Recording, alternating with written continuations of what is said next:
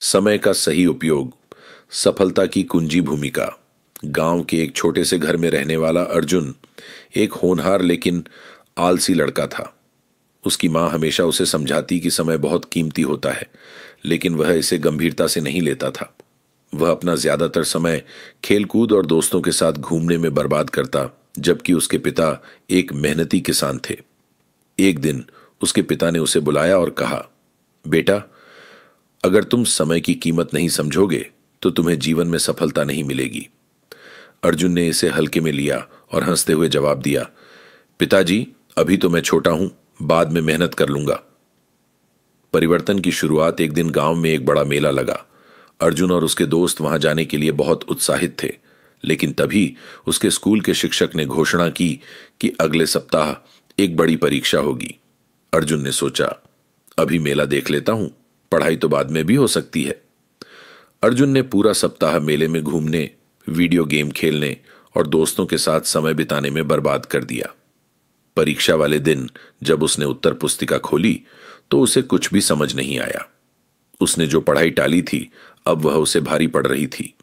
परीक्षा के नतीजे आए और वह बुरी तरह फेल हो गया। सीखने का अवसर जब अर्जुन अपने खराब नतीजों के साथ घर पहुंचा तो उसके पिता को बहुत दुख हुआ। उन्होंने उसे खेतों में बुलाया और एक पुरानी घड़ी दिखाई। उन्होंने कहा, बेटा, यह घड़ी तुम्हारी दादी ने मुझे दी थी। ये मुझे याद दिलाती है कि समय किसी के लिए नहीं रुकता। अगर इसे सही से उपयोग किया जाए तो यह सोना बन सकता है, लेकिन अगर इसे बर्बाद कर दिया जाए तो जीवन में सिर्फ पछतावा रह जाता है। अर्जुन को अपने पिता की बातों का मतलब समझ में आने लगा। उसने तय किया कि अब से वह समय का सही उपयोग करेगा।